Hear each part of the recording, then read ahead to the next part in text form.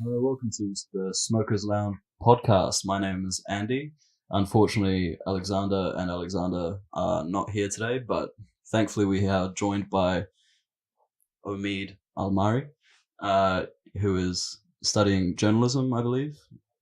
Journalism and media, that's correct. Hello, Andy. How are you going, man? I'm fine, thanks. How are you doing? Good. I'm doing well, thanks. Yeah, it's been a bit of so London weather last week was pretty nice, right? Yeah, very enjoyable. But this week it's been kind of a change. Yeah, well, that's London for you would expect. So have you lived in London your whole life, or 12 years this year. 12 Yeah. years? Wow. Whereabouts in London? Mostly West London, where my family currently reside, Right. and that's where most of the Iraqi community is based. Hence why my parents decided to move there. Cool. Yeah. Whereabouts in Iraq are your parents from? Baghdad. Baghdad. Yeah, so, the so, capital. so the capital. Yeah, big city boy. Nice. Always been. So did you live in Baghdad before London, or? No, I lived in many different places. I lived in Dubai, I lived in Amman, which is in Jordan, and then I came to London. Wow. Yeah. So what made you want to study journalism? I currently am in my final year of my bachelor's journalism and media degree. And what really inspired me to do this is, first of all, my dad is a journalist. Second of all, communication has always been my subject. So and it's also fun. There's lots of travel involved, lots of meeting people involved as well. So can't go wrong with that. It's just definitely suits my personality. And what's your personality in particular for is compatible with journalism? Would you say? I'd say I'm quite sociable, outgoing when I want to be, and I just I'd say I'm a jack of all trades, and a master of none. Yeah. Fantastic. Well, we first met basically my first proper week in London. I think it was you were probably one of the first people I met here at the accommodation. I Right? remember that. Yeah. Yeah. You were the one that told me where all the Greeks hang out. Do you remember that? Yeah. Just down the road in Yeah. Palmer's Green, Yeah. Southgate. And you told me they had a nickname like Palmer's Greek or something, wasn't it? Palmer's Greek. That's Yeah. it. That's it. That's awesome. So yeah, that was really cool. Fascinating because I've you've done a few projects that have involved interviews, right, for your course. I remember being a part of that once. There was really interesting questions you asked me. Yeah. You were one of the interviewees, and now it's vice versa, isn't it? Right. It's Yeah. Any difference you're feeling right now, or? I'd prefer being interviewed than being the interviewer. Yeah. Yeah, that's personally what I prefer. Right. Yeah. Gives you a bit more freedom to talk about things, right? Definitely, yeah, because I'd say I'm quite an outspoken person once you get to know me. Right. So it's always good to share what's on my mind because you don't often get to do that today, because especially now deadline season, Mm-hmm. no one really to talk to. Everyone's busy. You've got deadlines, assessments, and whatnot. So it's good to express yourself every now and then. Absolutely, and that's basically what my friends and I have decided to do with Smokers Lounge, and also the website BS Wink. What we really want to do is just give everyone an outlet to express themselves. We do a lot of uni work. We all work hard, but we're also living the student life. We've got financial limitations that happen. We have problems like properly feeling like we're making a change. You know what I mean? So what we thought would be really cool is, the smoking area outside. We thought, well, all these conversations where we have in between studying and eating and sleeping and, paying the debts and everything. Why not record this? Why not write about what we talk about? And so that's really what this whole podcast is about. So it's really great that you're on here. It's really looking forward to this conversation. Me too. The pleasure's mine. So why don't you let everyone know exactly, maybe take listeners back to the conversation we had just after the event. The conversation we had after the event. So we're obviously referring to the Christchurch incident, aren't we? Yeah. Yes, the Christchurch massacre should be well acknowledged as a terror attack rather than a massacre. Absolutely. And it's condemnable by just about everybody. Yeah. And it was it's tragic because I never thought. I mean, even though New Zealand is thousands and tens of thousands of miles away, one of the victims was actually a distant relative of mine who shares the same surname as me. So I never thought. I was thinking, oh, another shooting. No one I know is involved, luckily. But then I found this out, and I was very just gobsmacked. I was like, no, this is unbelievable. I can't believe this affected me from this much distance. So it's amazing how everything's somewhat connected. It's crazy, right? Yeah. One of the big things that struck me, right, was that how, for a country like New Zealand to be so far away, but to be on the front page of the newspapers all around the world, because of something that we never associated with that part of the world. So for me, I went to New Zealand last year, and one of the big things that struck me compared to my experience living in Europe, for instance, was how isolated you felt. You really felt like all the events, Trump, Theresa May, Brexit, all of those things seemed like, something far away, something that didn't really affect you. Even the terrorist attacks that we saw in London, in Paris, in Manchester, all of that didn't seem tangible for so many people in New Zealand. You talk about it to people and they'd be obviously horrified, and they'd obviously be shocked and they'd be disgusted by it, but they obviously didn't have that same feeling, because when I lived in Geneva, I remember the day after the Paris attacks, I felt scared, man. Like the scale of the attacks, regardless of who did it. It's just the fact that it happened 3 hours away from the city. God knows how you guys felt when the London attacks or the Manchester attacks were happened. For me, it was that holy shit. This could actually happen close to me. This, could it happen in Geneva? And that's essentially what terrorists want to do. They want to create that terror. So it was difficult to convey that feeling to New Zealanders who had lived in New Zealand who had not been near that. So I was talking to a few friends in New Zealand who were just telling me, like, bro, this is crazy. It doesn't feel like home anymore. New Zealand's now at the highest terror alert it's been in a while, ever, pardon me. And that's unheard of. New Zealand's a country of 4.5 million people, so you don't actually have that much room for overpopulation problems. We don't have that. We don't have cultural tensions, as surprising as that may seem in the light of the terrorist attacks. Although now it's starting to unravel. A lot of questions are being asked. So for me, it was the big thing that I took from this were two things, which was, one, how globalized the world's become. What happens in London, what happens in the Philippines, what happens in, Somalia, also can happen in a place like New Zealand, or it can happen in Norway with that terrorist attack in 2011, or it can happen in the States. It happens everywhere. It's a globalized world. And the fact that someone who's never been to New Zealand, I'm assuming, right? Yes, I've never been. Right. And you've got more or less a direct connection to this attack, Yeah. even though it's miles away. It's crazy. It's staggering for me because I never thought this would happen to New Zealand. You always think, oh God, there's a shooting, 2 people are going to die. That's what my parents thought when they heard it. It's everywhere. No one's safe. No one's it safe. feels like that, right? Yeah. Yeah. So what are your thoughts on the attack? So let me just go through the facts first. So 50 people were killed. A lot of them were refugees. The perpetrator live streamed it. Was a far right extremist. There were a few other people involved as well. It turns out he had Australian citizenship, but that doesn't really change much. He obviously had lived in New Zealand for a long time. Yeah. He was very smart. He had mapped out the attack with a drone. He had stayed off the internet, which is something that the police weren't anticipating. So they had that one of the reasons why he was able to carry out that attack so fast was because he planned it out. He orchestrated it. And so the secret intelligence services in New Zealand, which are known for being very efficient and effective, were completely thrown off because none of this had been anticipated.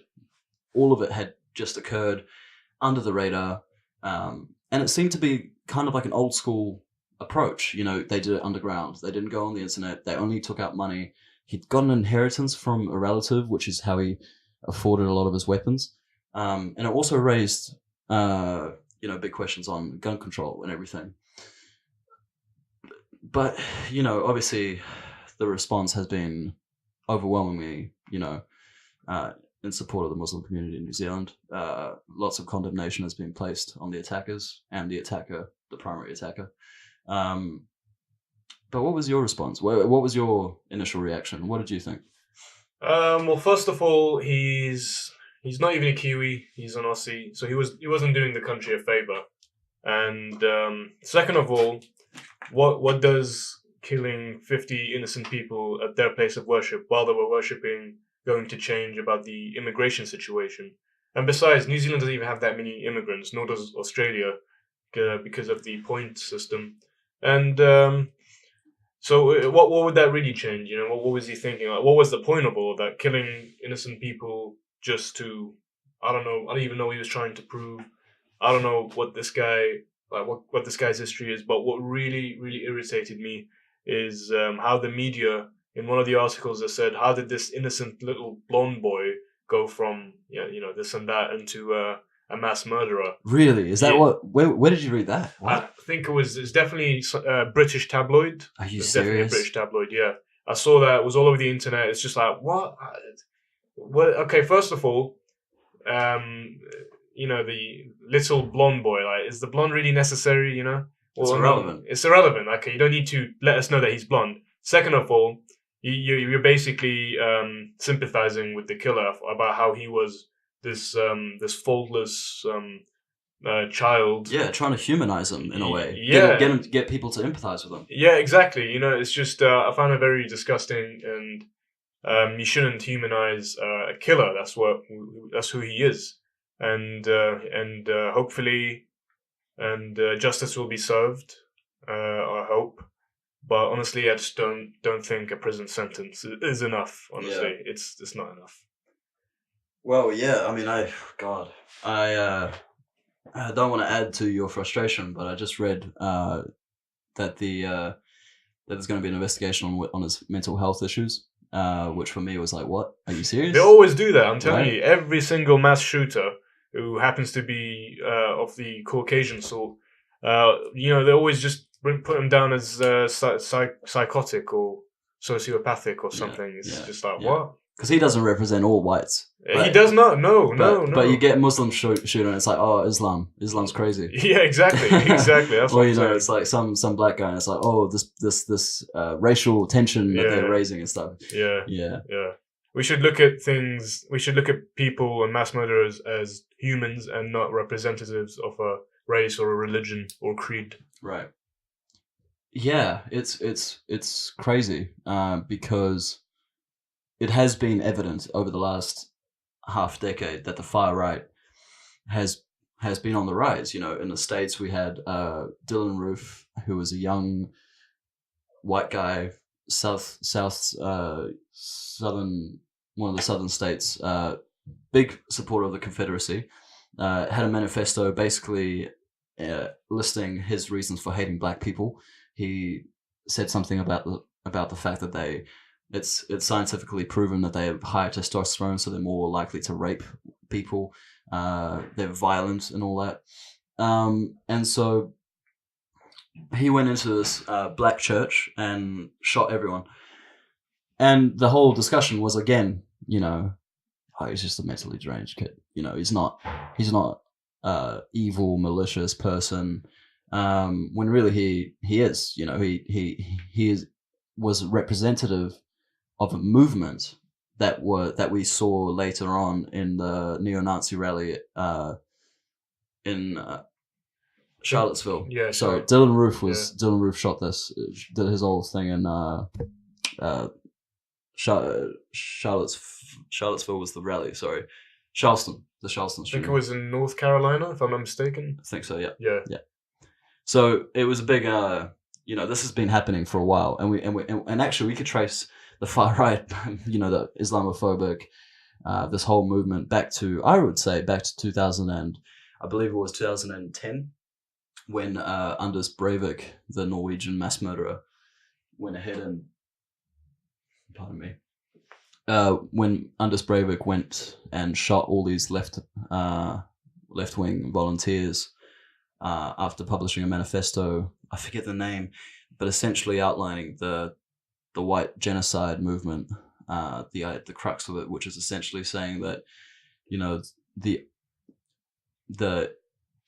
immigration policies of the EU has allowed, you know, for so much anti-Western values to enter, and that's going to overcrowd people, and the Caucasians, the whites, the northern Germanic people, the Nords, the Nords, Scandies, all of them, they're going to be overpopulated by these black people and these Arabs, and they're going to take over, and London, you know, and Birmingham is going to be over. You know, all this Islamophobic rhetoric it's been perpetuated, and it's been really hidden. And I think I wanted to ask you, because you do journalism. I was thinking about this last night.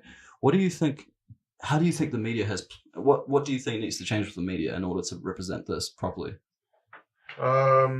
First of all, they need to explicitly say, you know, just first of all, tell the truth. Tell it how it is and what really happened. Don't assume things about the perpetrator. Don't immediately label the perpetrator, because you never know what's going on in a man's head, you know. So it's the media can also maybe not spread fake news. You know, we've heard it a million times. You know, it's becoming a cliched phrase, but just stop spreading fake news, really. Yeah. And we also need to be on the lookout for YouTube channels such as Red Ice Radio. What's that? Red Ice Radio is this alt-right media company, internet-based. Mm-hmm. And some of their videos are interesting, don't get me wrong, but the message they're conveying might be a little bit toxic, in the sense that it might endorse or entice more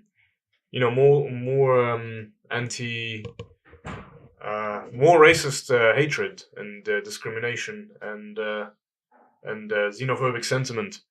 So I think maybe they should just be more clear in their message, so that they don't mislead people like the mass murderers we mentioned. Mm-hmm. The guy in Norway, guy in New Zealand, the guy in the States. Mm-hmm. You know, and I don't even think it has anything to do with religion.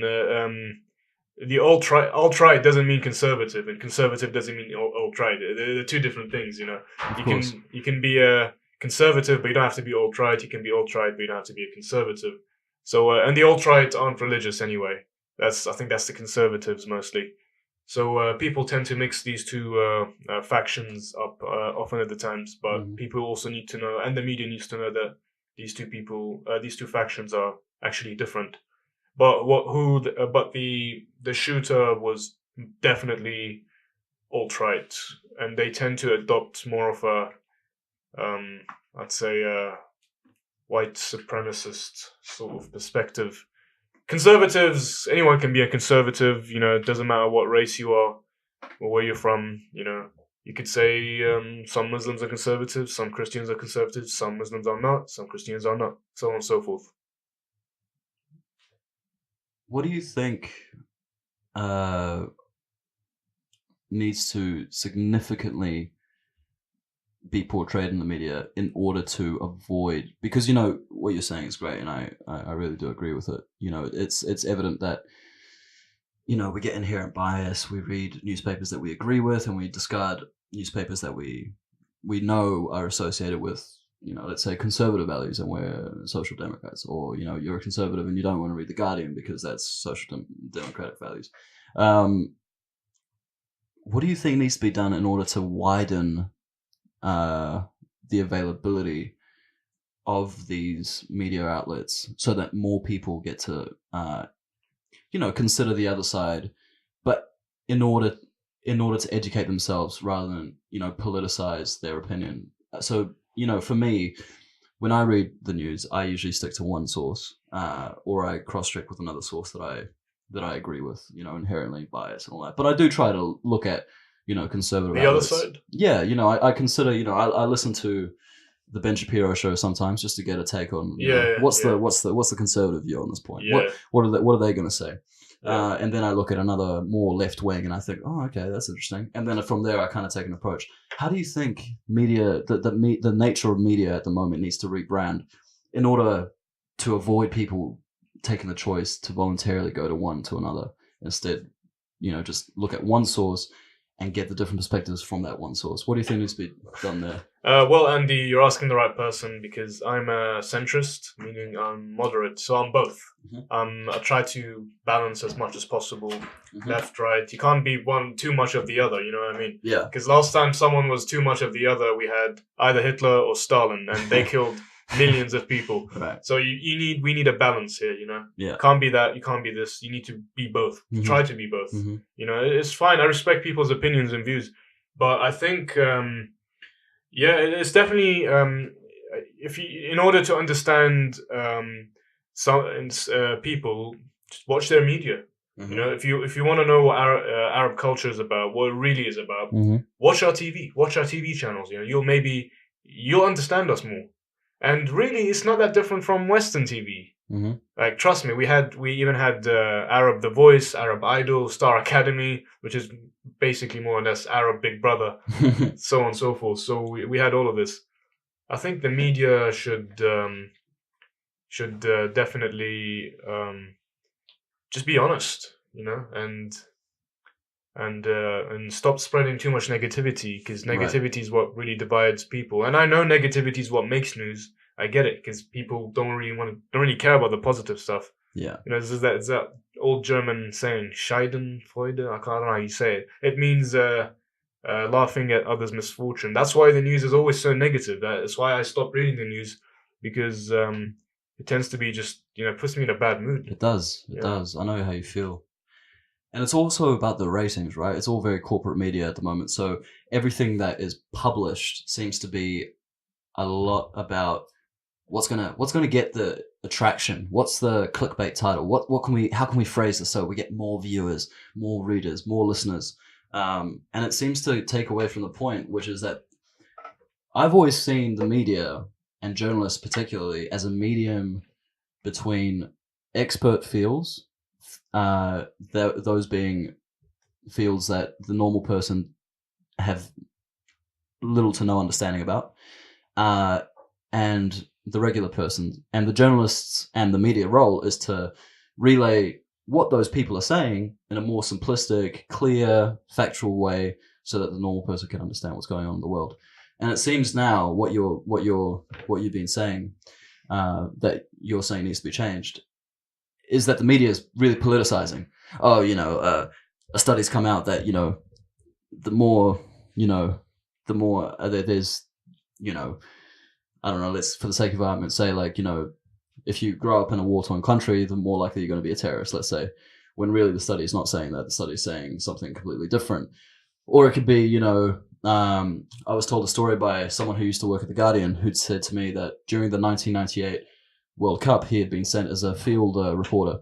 And when he relayed the facts to his chief editor about how there was a lot of rioting in France, after the World Cup final, even though they won, they had a big riot. They did that in 2018 as well. But what his chief editor told him was, okay, yeah, that's a great report. Just take out all the stuff about the riots. We don't want to. That's not what we're about. Yeah. But it's like, why? That's the facts. That's what It's like the same with the Yellow Vest movement in France. Yeah.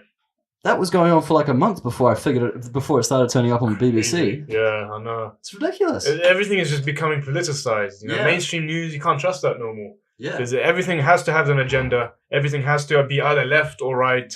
Or if it's not center, it's center right or center left. There's just no center. There's no balance.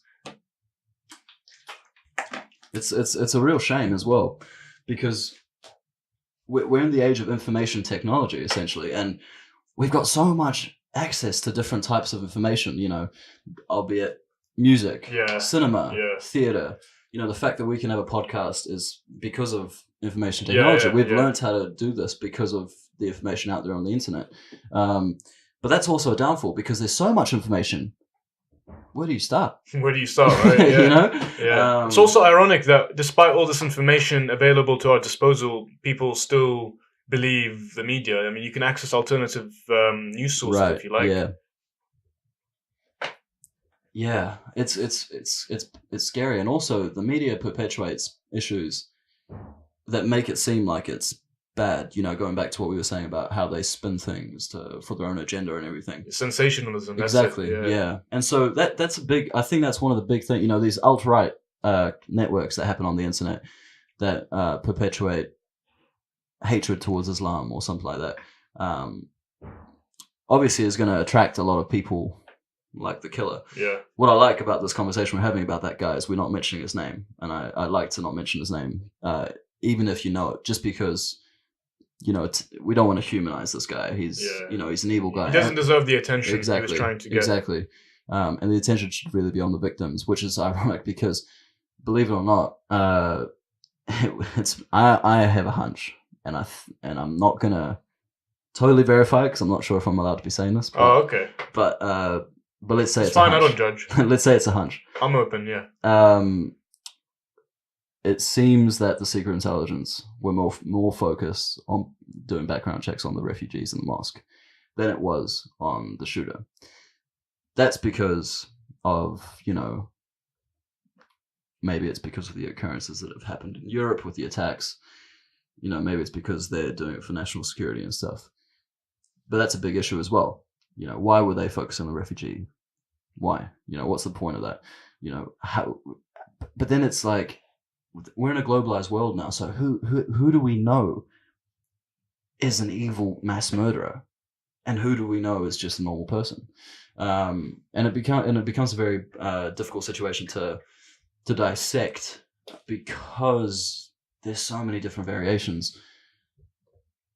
And different experiences. I mean, when the Brussels Belgium attacks, not the Belgian bombers in the Paris attacks, committed suicide and all that, and then the Belgian attacks happened. A lot of the media in Belgium were saying, these guys, they were born and raised in Belgium, but they're not Belgians. That's not true. They are Belgians. They've been raised there. The problem that they probably were pushed towards, that radical extremist version of Islam that they believed in eventually was not really because of the religion itself, but more because I'm sure the religion played a role in terms of bringing them in, making them feel like they had a purpose in life because they're young. They were all about 24, 23. They probably had a purpose. They found a purpose with like-minded people that looked like them, people that spoke the same language as them. And for them, it probably felt like, oh, this is cool because I've lived in a society that's predominantly white. Everyone has the same kind of name, a name like, let's say, Abdullah, that isn't the same name as John. Or like Sally, let's say, it's not the same. So for them to find a place, let's say at a mosque, for them, they find the same kind of community, the same cultural identity. And played into that is the sense of the institutional racism that was very evident when I was living in Brussels. One time I was walking with my parents and 4 police cars just pulled up on this Arab man just walking down the street. And I remember I was 12 and I said to my dad, what the hell is that about? No way. And my dad was like, I don't know. It was just a small man, he was just a small kind of guy. And he was like, had his hands raised when the police came. He was like, oh, I don't know what's going on. So there was clearly a sense of institutional racism there.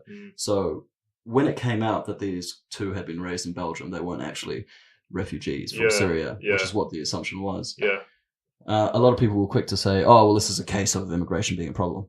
I don't know if that's the case. It's more of the society's problem, in failing to integrate these people properly,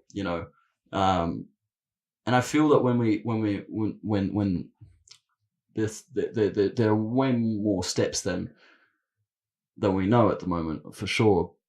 But what is your take? Because you're obviously, as you were saying, your community in where was it, West London? Yeah, it's just some of the Iraqi diaspora in the UK tend to be based in West London. Right. Yeah. What's that community like? Like, compare it to, say, a place like Wood Green. Okay, so that community is composed of Iraqis of different ethnicities and religious backgrounds. Believe it or not, we actually have quite a prominent Christian, sizable minority from Iraq, and a lot of them are also in West London. That's a big thing people forget, right? Yeah. You're Arab, so you must be Muslim. Yeah. That's not the case. Yeah. I mean, well, there's more than just Islam that's in the Middle East as well. People forget that. Exactly, and that's the problem, mistaking Muslims as a race, which whereas anyone can be Muslim. There's white Muslims in Europe. Have you heard of Bosnia Herzegovina? Have you heard of Albania? Have you heard of Kosovo? They're all Muslim majority European countries, and people tend to forget that. And Turkey, some of it is actually in Europe, so Turkey's somewhat European in the sense that geographically it touches Europe, because some of it is in Europe, and so you got lots of European Muslims. You got in Bulgaria, I think they call them the Pomaks. Lots of Bulgarian Muslims that I've personally met as well, which really shocked me. So yeah, Islam is universal. Anyone can be Muslim. You can be Muslim. I can be Muslim, which I already am. Yeah. So that community we're talking about, some are religious, some are secular. Just all sorts of people, at the end of the day, there are people, some might be religious, some might not care. Personally, I am secular, but, I'm a believer, just not a performer, you know what I mean? Not a practicer. Right, so you don't practice it, but you do believe in the Quran and all that. Yeah, I believe in all that, but I just don't practice it. Right. Yeah. So no. Do you do Ramadan though, or? I haven't done Ramadan for 3 years. If I don't do it this year, it'll be 3 years since I've last fasted. Right. Yeah. So when you're a secular Muslim, do you feel isolated from more practicing Muslims, or is that not really the case? It's just, you're a Muslim still, so it's fine. I don't feel isolated, but I do. My social circles are barely Muslim, barely. Oh, really? Most of my friends are non-Muslim, actually. Most of my friends tend to be Christians or secular Christians, or I don't even know what a Christian even is these days, Right, Everyone's like, I believe in God, but I don't practice, blah, blah, blah. You get all sorts of interpretations. Some are atheists, some are agnostic. Yeah. But most of my circles are basically white. And I just don't feel too connected to the Muslim Iraqi community. In fact, I barely have any Iraqi friends. I used to. Now I only have one, but we barely even keep in touch. Why is that? Why is that?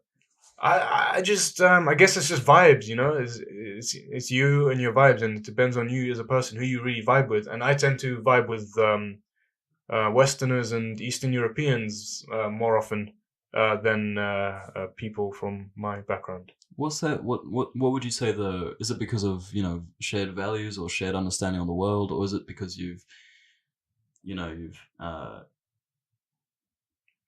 how can I phrase this?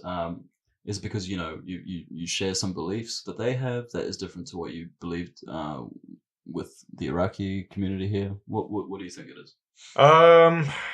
Well, there's a few criticisms I have for the Muslim and Iraqi community, and obviously I'm not trying to generalize, but they tend to be a lot of them tend to kind of stick together, and I'm very open-minded. I like to keep the people I know in my life quite diverse. I don't stick to one group of people or any type of people. But the problem is the Iraqi community and the Muslim community alike tend to just, from what I've seen at least, tend to just stick together. And I'm just too, and I just prefer to keep it as diverse as possible.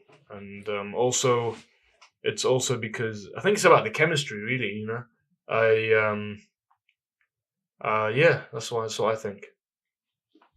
That's very interesting because I've got a Greek background, so when I it's interesting to talk to people like you because you remind me of me in a way because of the multicultural identity. Like, what do you consider yourself? Do you consider yourself an Iraqi English person, or how do you introduce yourself when people ask you, where you're from? Oh, okay. I've thought about that a lot of the times, and I Tell me finally about it, man.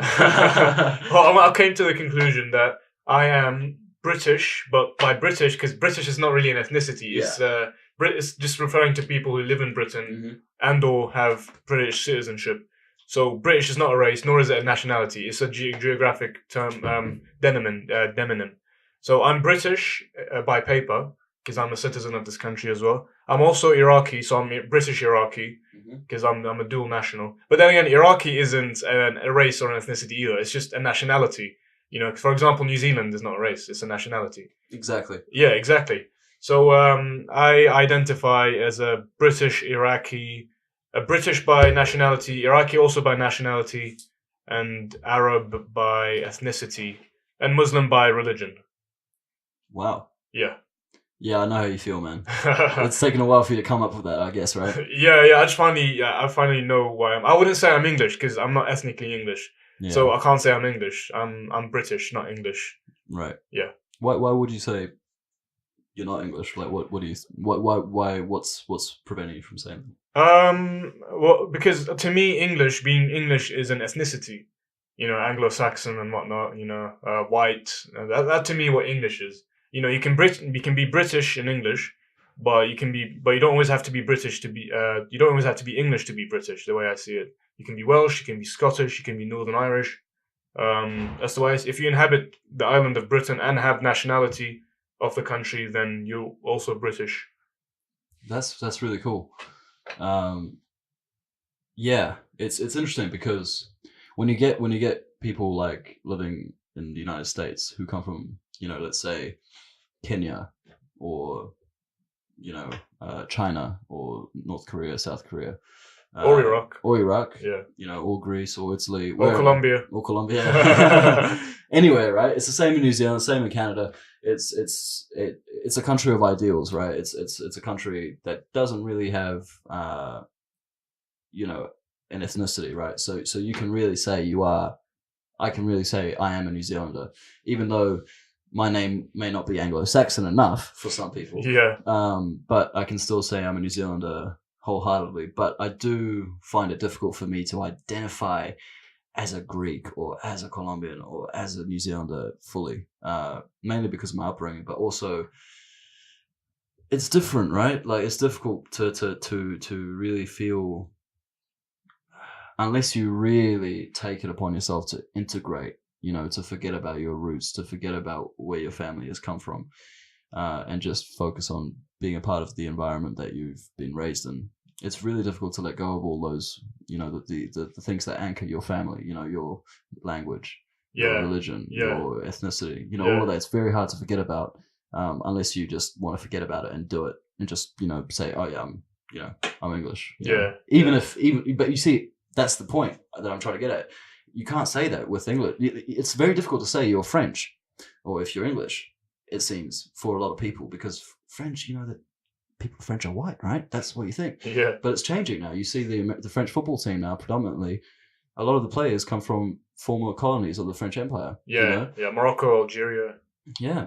And the same with the Belgian national team. You have a lot of people from the Congo, a former colony there. So it's really interesting, because that's the big debate now, right? That's one of the reasons why the far right seem to be scared, because it's like, whoa, where are all these people coming from? They're taking over my country and they're going to change what we look like, and this is terrible, this is scary.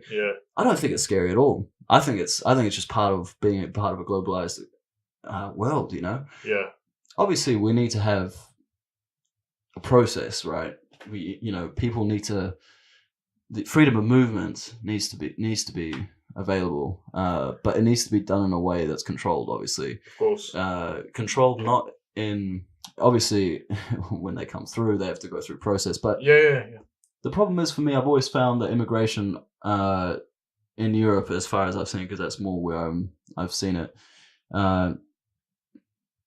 people that move from different countries seem to be put into sections of a city where their neighbours seem to be from their own country. For example, in London, or when I went to Berlin, you've got these neighbourhoods that are entirely Turkish, such as Kreuzberg and Newcombe. I've been there and everyone was Turkish. Yeah, Right. I get where you're coming from. And it's a bit problematic in a way, right? Because you think, okay, well, yeah, these guys need to get their feet on the ground. So Yeah. we need to surround them with people that they're familiar with, people that speak the same language, so that they can feel better. But then there's a double side to that, because then the problem is, they identify, like the Greek community in New Zealand, for instance. There's an area in Wellington, my hometown, called Miramar, where a lot of Greek. That sounds Greek. Yeah. Miramar. It's I think it's Spanish, because it means viewing the sea, Miramar, because it's near the sea. But basically, there was a very large community of Greeks that moved there. A lot of them still live there, but there is a huge sense of cultural identity there. But what helped over time is that the Greek community, the kids kind of stopped speaking a lot of Greek. They kind of just focused on assimilation. They focused on, creating their own businesses, focusing on, playing rugby, or, just assimilating with the culture. Because I think New Zealand is very inclusive. A lot of New Zealanders now have become very, very negative about their own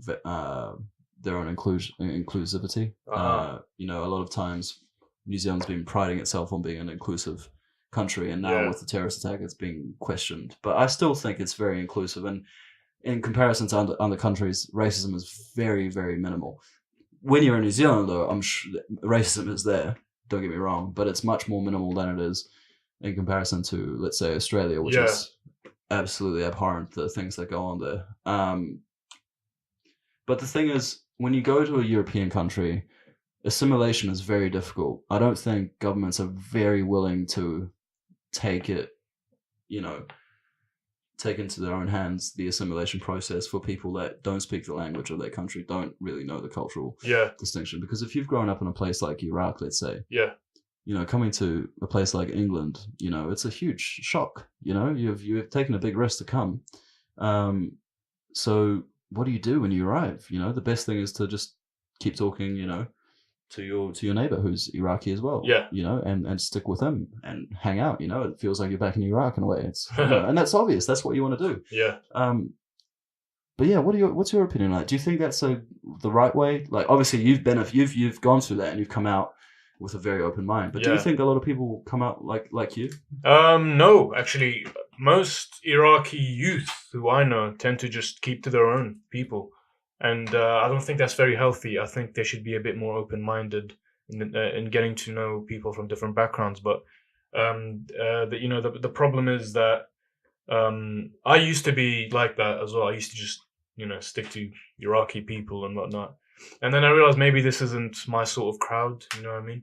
So what age were you when you started to think that? Ever since I got into uni, really. Ever since my first year. Wow, how come?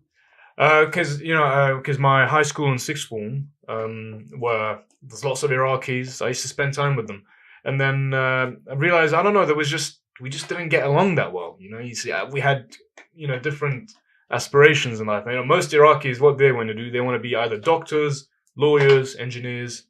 You get the point. Mm-hmm. And I want to be a journalist. Meaning that's there's barely any Iraqis who aspire to be journalists, thanks to family pressure. No, you got to be a doctor, you got blah blah blah. You get the point. But I'm just you know what they say. Journalists are quite quirky or eccentric. I say I am quirky and eccentric. Really, that's what they say about journalists? I hope so. Well, I hope it's in a positive light. Yeah, of course. I'm not doubting it, but I never heard that. That's quite funny, actually. Have you heard this one before, Mal? No? Wow. Well, and the problem is with the problem is that journalists are not trusted these days.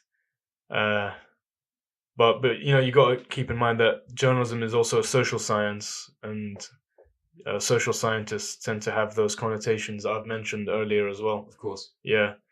I think also that each country has the right to control the immigration to its borders, and but also countries like America, New Zealand, and Australia need to also remember that this is not originally their land. Most of them came as Anglo-Saxon immigrants from Britain and Ireland, mostly Britain. So, yeah, and you just need to just remember that. Remember that this isn't technically your land. You can live on it. That's fine. Your ancestors were here. They have a right to be here. But it's still, at the end of the day, it's Maori and Aborigine land. And actually, for New Zealand, so that's, you're right. I totally agree. I think a lot of times we seem to, for the new countries, let's say Australia, New Zealand, New Canada, world countries, new world country, exactly. We tend to forget that land was actually, someone's before the colonists arrived. Yeah. New Zealand apparently breaks the mold, because New Zealand actually wasn't inhabited by the Maori discovered it. So they aren't technically indigenous, like the Aborigines were. Okay. So everyone's from somewhere then. Exactly, yeah. So that's what makes New Zealand even more distinct. Yeah. This is the whole, that famous American song, this land is your land, this land is my land. Yeah. That really fits with the New Zealand image, because it really is an open land, undiscovered.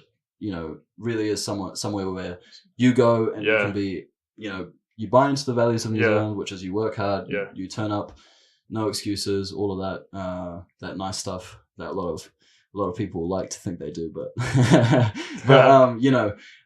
that's what separates new world countries from the old countries, and that's why I think a lot of them are unprepared and resort to this racist, right-wing, extremist type of policies. The Hungarian, Viktor Orban, with this whole fencing, border control on steroids, basically, because these poor families that are coming through, aren't allowed to go into Hungary at all, because they're ISIS. They're seen in the same light as ISIS terrorists are seen.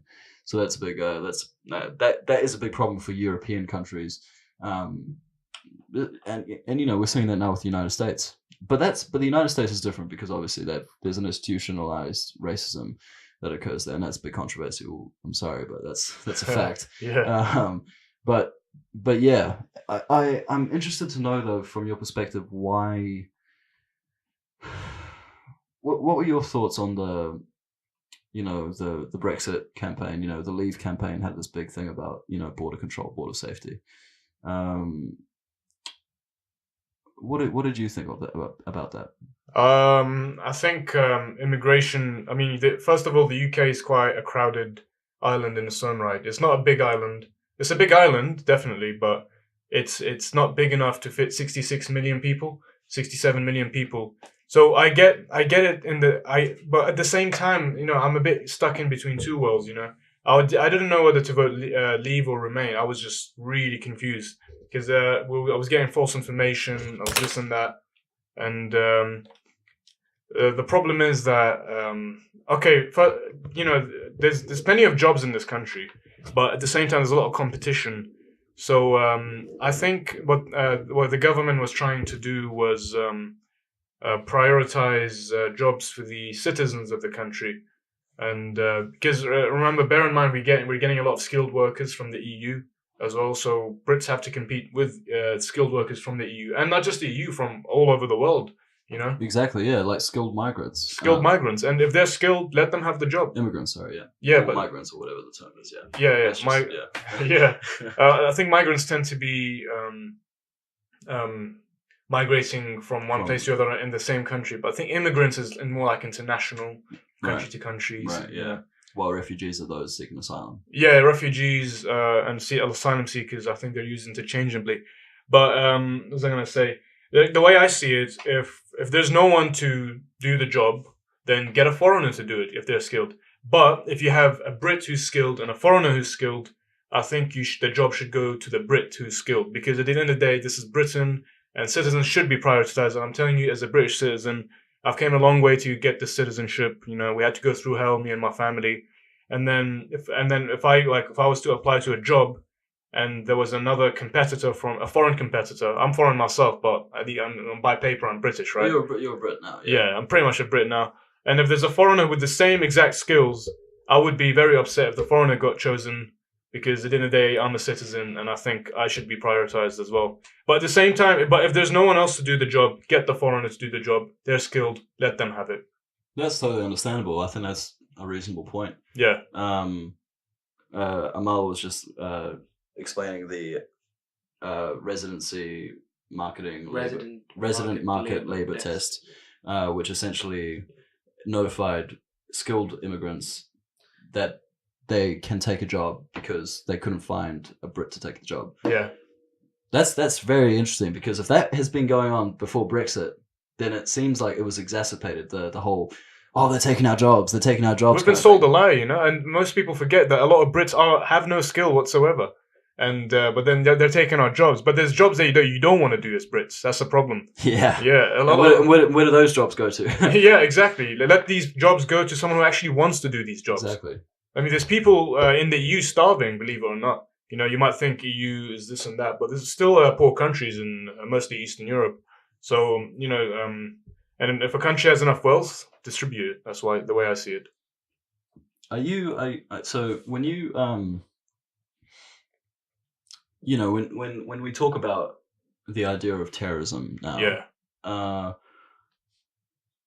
What's your opinion when it happens that it's like when the ISIS attacks were happening? What were the conversations with your family like about that? What was your take, and then what did you talk about your family?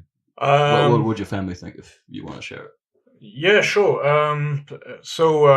ISIS.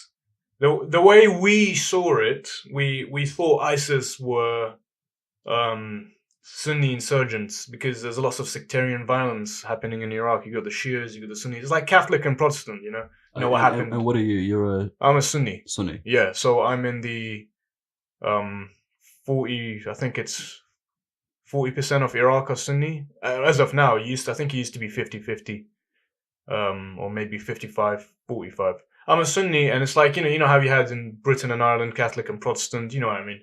So Iraq is really no different. But the way we saw ISIS when it first started out was just, okay, maybe they're just trying to balance the oppression against the Sunnis in the country. And then so the way we saw it was ISIS. Sorry, what was the oppression? Just because. Yeah, so basically, Sunnis are marginalized in Iraq because of the Shia-dominated government, which is also backed by Iran. So, with the way we saw ISIS, we thought ISIS were actually just rebels. But then, as it progressed, we realized, no, they're not rebels. They're terrorists. And they kill innocent people and whatnot.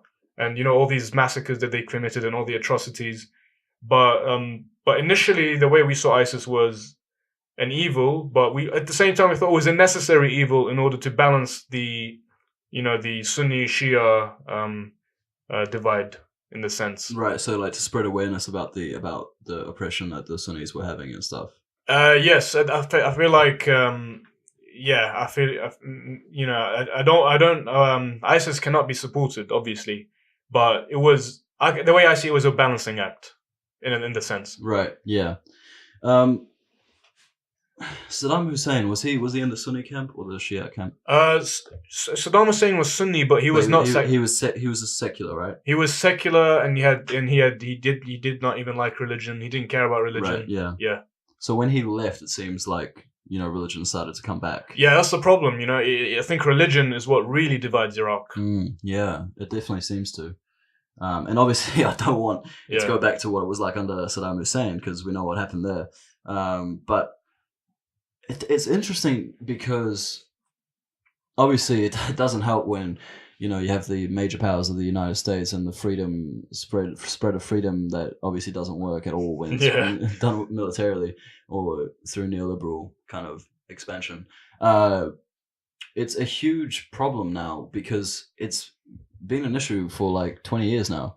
Iraq, Iran, the geopolitics in the Middle East is still developing, and I don't know what's going to happen because it seems like a never-ending thing. Now we've got Saudi Arabia, we've got Qatar being isolated, we've got Iran now aligning itself with Russia. Yeah. It's also, as you said, supporting the Iraqi government. It's also supplying movements like Hezbollah in Houthis as well in Yemen. Right. Yeah. Exactly. So it's a huge problem and a big mess, and obviously that doesn't help when you've got, and obviously if you're a poor person, religion is your go-to. That's something that you pride yourself in because it gives you a purpose in life. Yeah. If you're not educated, if you don't have the opportunities to go to higher education, you're obviously going to deviate and take your chance with religion and buy yourself and easily get manipulated by preachers and everything. Yes. Who don't do any of the dirty work that the terrorists do, obviously. It's really interesting for me as an outsider because it's interesting to know how these terrorist movements form and why they it's fascinating to me to know their manifesto, their platform. Al Qaeda, for instance, there's that big thing with they wanted to liberate the Middle East from the control of the United States, and then it led to obviously its failure, and then the rise of ISIS out of it. The same can be said with the IRA. What was their platform? Liberation from colonialism, British rule. It's a real blurry, conversation to have, but yeah, one man's terrorist is another man's freedom fighter. You know what they say. Exactly, yeah. And so when you were looking at ISIS unravel, in terms of the public get better understanding it, did you find any sympathy in a way to them? Did you start to think, yeah, okay, I get what they're doing it, or yeah, the Syrian government had it coming, and was it for a brief moment, or did you kind of think, okay, I see why it's happening, I see what the reason is, I don't agree with it, but I can understand it. Yeah. Well, yeah, what was it like? Because it's one thing for a white guy like myself to have an opinion on it, but it's another thing for someone like you to have an opinion on it. So it's really and you're a journalist as well, so you've got a lot of sure you've got a lot of things to say. So the way ISIS started out, I understood where they're coming from, but eventually they evolved into this war machine. Yeah. And the last thing my country needs right now is a war machine, because there's been far too many. I mean, I can't remember the last time we had peace. Maybe somewhat during Saddam Hussein, but that wasn't perfect. People still died, and we were still in war with Iran. The Syrian regime. I met this Syrian guy from Syria. He was Sunni, which means naturally you'd think he opposes the Shia Syrian government, which also is secular at the same time, but, you never know. They're also allied with Hezbollah and Iran, so it makes you question. So, yeah, he told me that, no, the Syrian regime is good. All of this is just lies against the Syrian regime. And I think the same case can be said about Saddam Hussein. A lot of lies was being spread about his regime. For once, we had some kind of prosperity. It wasn't perfect, but it's better than what we have now, with all this ISIS civil war, sectarian violence mess that you call Iraq. So, that's just what I think. I think that ISIS started out on the right path, and then they messed up. They've gone too far with what they've done. But if you actually watch their propaganda, the problem is with their propaganda is that they make their propaganda in the way that makes you feel sympathy for them, or you think, yeah, imperialism, Western colonialism. All right, fine. Colonialism is never good. But I think there might be puppets of that same colonialism that they are apparently fighting. But if they really were fighting colonialism, why are they only killing Muslims? You know what I mean? They've killed Sunnis and Shias. They're indiscriminately killing everyone, Kurds as well. So why can't they? If they claim to be at war with Israel, but when did they attack Israel? Exactly. Yeah. It was very interesting for me to look at that and think, ISIS, okay, Syria, it's attacking Syria, okay, it's causing havoc in Iraq. Cool. What about that? What about that one country that every Arab country in the Middle East hates? What about that one country that has caused so much controversy for the Arab world, Israel? Why has that not been, I get that they've got, there's already an ongoing war with in the Gaza conflict, but it was it's fascinating that none of that affected Israel in terms of the ISIS attacks. They already had they were already like, the settlement programs and the retaliation attacks and then the retaliation attacks back and forth and all that. Why the hell was ISIS? What do you have any idea? What would your thoughts be on why ISIS didn't really focus on that? Do you know? Because I that really baffles me. Yeah, well, we can get into conspiracies here, but Go on, throw out one. All right. Well, there's this wait, is this going mainstream? Don't worry, we'll edit this part out.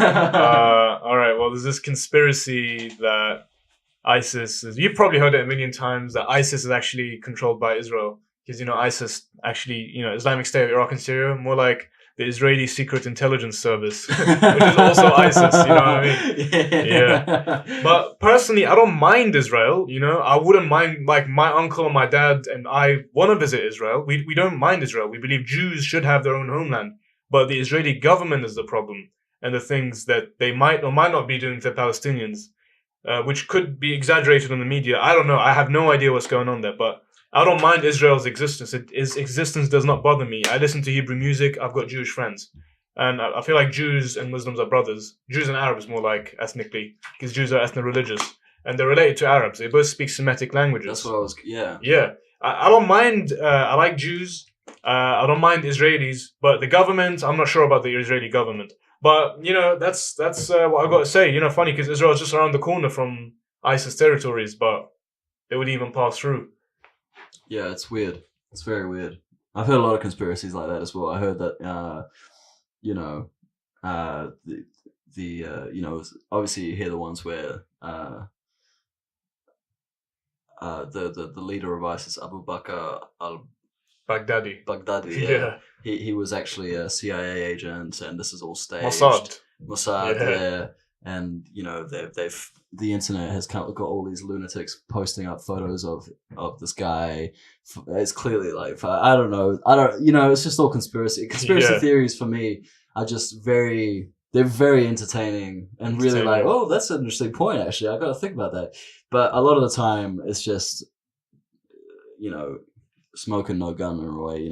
They're always out there to simplify the world when it's really much more complicated. It's much more complicated. It is weird, however, that Toyota was just one of the primary vehicles that they used. Yeah, right. You see that. You think like, why the hell how are they getting all these Toyotas? What is going on there? They were all riding 2014, 2015 plate Toyotas. Exactly. Like, these are new models. Like, what the hell? Who's doing this? It's very weird. And Amal and I had this conversation a few weeks ago, and he was like, "No, dude, this is it's normal. They probably found them on the street." But there were so many. They had like convoys. Yeah, it's crazy. I said that's the cheapest car. Oh yeah, and sorry, I forgot to mention, it's the cheapest car, that they could afford. So obviously it's fuel efficient. Fuel efficient. Yeah. Japanese made. Everyone drives Toyotas in the Middle East regardless. Like in Dubai, I've been to Dubai. I lived in Dubai. I visit every 2 years. Everyone drives Toyotas anyway. So that could also be said. Yeah, of course. Yeah. But you never know. Exactly, you never know, right? So maybe there is, the CIA has been in collaboration with the Japanese. Maybe, just maybe. Maybe. Yeah. Yeah. What was amazing about ISIS for me, in a horrible, scary way, was how amazing they use technology. When before ISIS, it was like the classic terrorist video. Yeah. Was in a cave. Yeah. A guy. Shitty camera. Shitty camera. grainy. I've got my tech genius here. He would lose his mind watching a video of this, because it would be like, the content, the aspect ratio is terrible. The definition is completely off. Yeah. The audio is terrible. I'm sure he's going to say that about this podcast as well. But now it's like they've got music, they've got sound effects, they've got really cool angles of So camera cinematic, angles. isn't it? It's incredible. So Yeah. obviously, when you're a young, Muslim, and Yeah. you're listening to that, and you've been racially Yeah. treated, and you've been marginalized in Yeah. society, you look at that and you're like, oh yeah, that's where I need to go. Yeah. But also, it wasn't even, a lot of converts went to ISIS as well. Like there were some Japanese guys, Yeah. some white men just joined. They Pretty were like, much. oh yeah, I like this. Yeah. Australia had a few people moving there. Yeah. Britain as well. Britain A as lot. well, of course, yeah. A lot of people that had no connection to the religion saw that and were like, oh yeah, you know what? Yeah. I'm going to join this because, I've got nothing to lose. Some white man went to ISIS to find a wife. To find a wife? Yeah, he went to the Islamic State just to find a wife and also fight and get all that jihadi war glory and all that shit. Right, Claim the war booty and yeah. shoot guns and get girls. You know what I mean? 4 wives, preferably for them. Yeah, that brings me on to another question. So that big story recently about that young woman that came back from ISIS when she left the UK. Shamima, yeah. Yeah. She went with her friend to join ISIS because they wanted a husband, a heroic husband type thing they'd been promised. Why? I remember thinking at the time, why the hell would a young woman go to a place like the Middle East, where this fanatic, extremist version of a religion is just where they're basically not treated on an equal footing, but they're being. But what do you think convinces these particularly females? It's very for someone like me, I'm like, God, if I was a woman, I wouldn't want to go there. Me neither. Yeah. Me neither. I mean, well, you could say that every good girl wants a bad boy, right? We could say that. But that's like bad boy on steroids right there. That's a bit too much. That's a bit too bad boy, It's like oh yeah, okay, no, let's cut, quit. How do I get out of this? Calm down, I mean, I don't know. Maybe they were fed up with the men here. I don't know. I have no idea. I don't know what goes on in these women's heads, but it's also it's just that what they were thinking was.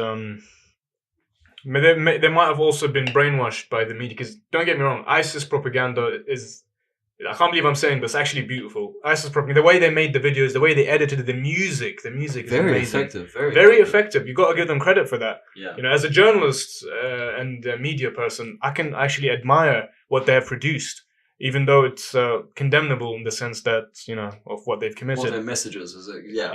Yeah. But, the way they advertise their organization is that, because remember, most of ISIS is unemployed, bored, possibly sexually frustrated young men, And the most dangerous thing in the world is a man with nothing to do, because when men are bored, they go crazy, man. Start shooting people and shit, Yeah, You can't give a man too much spare time. That's like his worst enemy. Yeah. So, a lot of these men were just bored, with their lives in the West or wherever the hell they came from. So they're like, no, I'm just going to go join ISIS, Of course, man. And if they're bored and doing a shitty job, like a truck driver or a lorry driver, or working at a bloody supermarket, do you know the amount of times I go to a store in London, right? And I feel so bad for the cashiers because they have to put up with so much shit. I saw this lady behind the counter the other day when I was ordering, when I was waiting in line, and this guy's there, he's paying and everything, and she's like, "Hello," and the guy's like, doesn't respond. Ugh. And then she's like, "Have a nice day," doesn't respond, walks off. I'm like, fucking hell. If I'm a fucking, if I'm working in a place like that and I get enticed by ISIS, no second chance, I'm going. Yeah. If I connect in any certain way, because my life opportunities are so limited because of, let's say circumstances, my family's financially crippled and I've got no educational background, I'm going to ISIS. I'm going to do that. That gives me a purpose. That's where I want to go. Yeah. And if you've got a shitty job like that and you can't feed your family, you're going to take them with you. And that's what happened. And it was stupid that people jump to conclusions. Oh, these guys are all condemnable. These guys are all condemnable. And I'm not going to lie. I was one of those people. I was like, who the hell would join an organization that promotes this type of violence? Yeah. That's barbaric. That's medieval. It's effort. it was terrible. But it was very, very fascinating to look at the documentaries about them. Like, did you see that one done by Vice? I think it was. Oh yeah, how did he even get there? Right, It's crazy. it was incredible. He was Yeah. so there. He was talking to everyone. It's like just like a normal place, you know? Right, it made it so normal. Yeah. Yeah, it was creepy. I can't believe they even let him in. I thought they'd just shoot him on the spot or something. Right, yeah. I reckon they were like, oh yeah, more promotion, free promotion. Yeah, they probably thought that. Yeah, yeah. We're hoping you give us free promotion as well, by the way. But it's okay. We'll edit this part out of the podcast, right? Yeah, well, it depends where this is going, you know. Yeah. Hopefully we don't end up like smashing the studio because one of us said something wrong. No, it's all right, man. It's all right. Yeah, you got. I'm brown. I'm Muslim. You know, you got me. You're covered. I can say what I want, and you can say what you want as long as I'm with you. Yeah. Yeah, but I believe in freedom of speech. You can say what you want. I don't judge. Yeah. As long as it won't offend me. Yeah. Yeah. You can offend other people though. I don't care. Just don't offend me, you know. Yeah. No, but yeah, I remember looking at the way that they institutionalized everything in that in you know, in Iraq and Syria where they were based. How organized it was. Just the organization, the judicial system, the government system, the role of the religious police. Yeah. You know, like it was crazy how efficient they were as well, and how dedicated they all were, and how easily they bought into this idea and didn't question it. Did you come across anyone? Because I've spoken to a few friends of mine that did tell me that they knew people that were like, yeah, this is just the kind of like, this is exactly how it was like in Saudi Arabia when I lived there. Did you find anyone that kind of came across that seemed to kind of think, no, it's just the media making it seem like it's terrible and really it's normal? Because a lot of journalists like Owen Jones of The Guardian, he was like saying, this is exactly like Saudi Arabia and we're fighting ISIS, which is just a smaller version of Saudi Arabia, all of that stuff. Yeah, like what do you think about that? Because like, you know, Saudi Arabia beheads people, they cut people's hands off if they steal, and you know, women can't. I've only just recently been allowed to drive. Yeah. It seems quite compatible with what was going on in ISIS territory. But yeah, did you find anyone that kind of first, what did you think? What do you think about that? Yeah, ISIS is not that different from Saudi Arabian government, but the only difference is that at least the Saudis have money, you know what I mean? Yeah, but ISIS people don't tend to have that much money. I don't know what the economy there is like. I don't know what Islamic State economy is like. I'm no Islamic economician. Is that even a word? Economist. Yeah. They apparently had a lot of money though for a long time. They used a lot of the oil and looting and kidnapping and ransom videos and stuff, which is why they had like so much funding for government. GDP 1 billion, by the way. Incredible. Yeah. For such a small amount of time to be in power. It's incredible. But please, sorry, continue. As I was saying that, you know, the problem, and the way they started off so small, and then, you know, they made alliances, they broke alliances, broke alliances, they betrayed here and there, and then they grew into, I don't know how many, maybe 100,000 fighters, but they were no more than 10K. And, you know, the thing, why ISIS was unbeatable is because of the single fact alone that what they believe in, jihad, was that they have no fear of death. How do you fight an enemy who does not fear death? And that's why you get, you know, you get the notion that they're super soldiers. Because they don't fear death, you know? The people fighting ISIS, they fear death. Because they don't believe in the same ideology. Because when ISIS fighters die, they believe they go up to heaven and get, I don't know, 72 virgins or something. Or they get an honorary warrior place in heaven, you know? It's like warrior heaven. It's like Valhalla, you know, the Vikings and whatnot. Yeah. Yeah, that's what that's why the Vikings took over England. That's why they slaughtered the Celts, and then that's why they became Anglo-Saxons, and that's how England was established. Because the Vikings also believed in Valhalla. They believed that when they died in battle, they would respawn in some kind of like warrior's paradise where there's food, there's concubines, there's alcohol everywhere, wine, and then they'd go back to the battlefield. You know, it's just really interesting to look at that. Yeah, that's a big thing, right? Like some ideas are worth dying for, and if an idea is worth dying for, it means if you're not following that idea, you are fucked. These guys wanted to die. That's the thing. Yeah, and I guess I remember reading about when they, from a perspective of an Iraqi normal soldier, when ISIS first arrived, he was with a bunch of 3,000 soldiers at a town. I Yeah. forget where. It was just outside of Baghdad, I think, but I'm not entirely sure. But I remember him describing them arriving, heavily armed, but completely outnumbered by the 2,000 soldiers. Yeah. They were only about, I'm approximating here, but I'm assuming they were around 1,000 or 900 soldiers, right? So just about half of the Iraqi soldiers. Yeah, and these Iraqi soldiers just dropped their guns and Yeah, ran. I heard of that, yeah. And it was like, oh my god, these guys look like something out of a movie. These crazy super soldiers who were completely outnumbered just took over a town because the Iraqi soldiers just surrendered and stuff. It's like that film 300. Exactly. Yeah. It was kind of a scary read because I was like, oh my god, the Iraqi army's been trained, it's been funded by the US, it's been given so much authority, and it's kind of seems to be it's getting a bit of respect. But now here come these guys. Who the hell are these guys? They're coming in. They're invading our town. Oh my god, surrender. It's like, without even a fight, there was, and then the Iraqi soldiers joined, a lot of the Iraqi soldiers joined the ISIS as well. A lot of the military commanders of ISIS were former Saddam Hussein henchmen, right? Yeah. ISIS, a lot of ISIS soldiers were actually Iraqi themselves, mostly from the Sunni areas. Actually, entirely from the Sunni areas. No Shia would join ISIS. Shias are not allowed. Right. Yeah. God, I remember watching. I don't recommend it to anyone. The execution video, and also the video of I think it was captured Yazidi men or captured Shia men who were all in the back of a truck. Oh, that was horrid. That was horrendous. And all these, and there's like 50 men packed in the back of a truck. Yeah. Right. And these three men are just there, like making fun of them and like poking them with their guns and shit. Yeah, taunting them and all then that. just shooting them down. That was horrible. And it's like, fucking hell, that's what a way to die.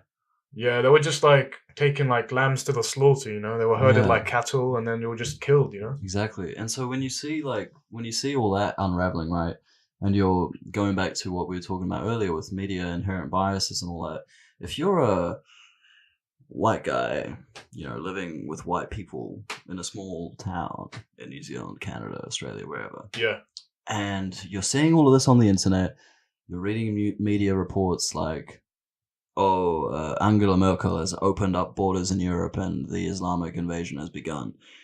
And then you see that New Zealand is opening their borders to Muslim refugees. And you start overwhelming yourself with all this information about, white genocide, Islamophobia is just trickling into your mind. And eventually, you can start to realize why the rise of the far right has begun, because of globalization, because of the historical account of the US invading and destroying large parts of Africa and the Middle East, which has led to war-torn countries and the inability for them to repair themselves, and then the flourishment of radical religion, and then because of globalization, the ironic lash out by those anti-globalist movements around the world, which is kind of weird, counterintuitive if you think about it, because they're fighting globalization globally. Yeah, globally, right? So it's kind of funny. But if you're a white guy, and you've never met a Muslim person, and you keep reading these reports and you keep seeing these execution videos or propaganda videos, you're like, holy God. These guys are crazy. Everyone fucking wants to. Everyone wants to cut my head off and all that. It's like obviously that's very Islamophobic to begin with. But if you're filled with hatred is taught. I believe that. I do not think you can innately hate something or someone. It's definitely taught. Unless, of course, you're not right in the head. There are cases like that. But for sure, the shooter in New Zealand was a normal man who had just stayed in his own echo chamber. I think he was on Reddit or 4chan. 4chan, definitely. And had bought into all this white genocide crap. And had just decided, I'm going to go in and shoot them. and what's for me the biggest thing that struck me as a tragedy. Obviously, the deaths are just horrific, and the way that they died. Two things. First, how in the video, I haven't seen the video, and I hope no one has seen the video, but in the video, it was described that when he walked towards the mosque, a guy said, "Hello, brother." Yeah. But it was in Arabic or something. He said "Salam, brother." Salam, brother. Yeah, which means peace. Peace. And he was shot. And the last, the last memory of that person that got shot was saying hello, peace. Yeah. Hello, brother, peace. Right. Yeah. And being killed for it, and that was horrible. And then the second thing is that man's family, he was probably the bread maker. He was the reason that they were getting money. And now their wives probably don't speak a lot of English because it's the husbands that probably were more educated, or the initiators who took the initiative to move to New Zealand. And it's awful to think about the repercussions now on the kids, because the kids are going to start to maybe the wives are going to be like, I doubt this 100%, but there is a question on how are the kids going to respond. They're going to know the rest of their lives that their fathers were massacred by some white guy who hated their religion. And it's scary, and I don't think this is going to happen. There's not going to be a generation that's going to hate white New Zealanders. I doubt that, because I think the Prime Minister Jacinda Ardern has responded. I personally think she's done a fantastic job of responding and showing solidarity with the victims. Yeah, I definitely I've got to show appreciation for your Prime Minister, and compared to the way she reacted to the massacre, compared to the drowning of people in Mosul on a ferry, the way the Iraqi government responded, honestly, I would say your Prime Minister is the real Muslim here, and not the Iraqi politicians. Wow, what happened in so lots of families, Mosul's liberated now, obviously. So lots of families were on a ferry, and then the ferry sank, and around 90 people died or something. Wow, it's not reported, obviously. When was this? This was last month. Yeah. Last month. Yeah. And then there's pictures leaked of the politicians just not caring and laughing and stuff. Seriously. Yeah, and then you're comparing it to the New Zealand MPM. It's like, wow. Who's the real Muslim here? You know what I mean? I definitely have a lot of admiration for your Prime Minister, and I think she's a respectable politician who I can actually have respect for. Yeah, she's great. She actually so she's kind of a funny character, because she's always been part of the Labour Party in New Zealand, and she actually wasn't supposed to be Prime Minister until a few months before the election in 2017, because the leader at the time wasn't getting enough traction with voters. Yeah. Because all the voters wanted her to take over, so she ended up taking over. Oh, I did not know that. I don't know about Kiwi politics. Yeah. It's not exactly a topic over the dinner table in London, I'm sure. But, oh no. But basically, she actually stormed into the role because the people wanted her. The people wanted her, right? Yeah. A lot of people. Not all the people. Yeah. She was very popular. Yeah. But a lot of people were still a bit skeptical, because they were because she came on this big platform of hope and change. Oh, okay. And a lot of people were like, how are you going to change this? What are your plans? Yeah. I had those questions as well. I voted for her. I'm proud to say, because it was time for we changed the government. We'd had a national or Tory government for the last 9 years, so it was time for a change, I think. And we got that change, but it was funny because I don't know. It'll be interesting to see your opinion on this, but the democracy in New Zealand works on a 2-vote basis. So here in England, if you're to vote, you vote for once, right? You vote for your constituency. Yep. So the Green Party could get 2 million votes, but get 3 seats in Parliament, right? Oh. Because in total, right? But because based on constituency, the Green Party will probably come second and not win the seat. But its vote tally could be really big, but still not equate into proper amount of seats in Parliament, right? In New Zealand, the way that we countered this problem was we said, okay, you vote for your MP, your local MP, but you also get to vote for the party as a second vote. So what that means is you get to vote for your the local MP. and then you get to vote for your party. So let's say, for instance, you're living in a predominantly conservative area. There's no way in hell the Lib Dems are gonna win that seat, right?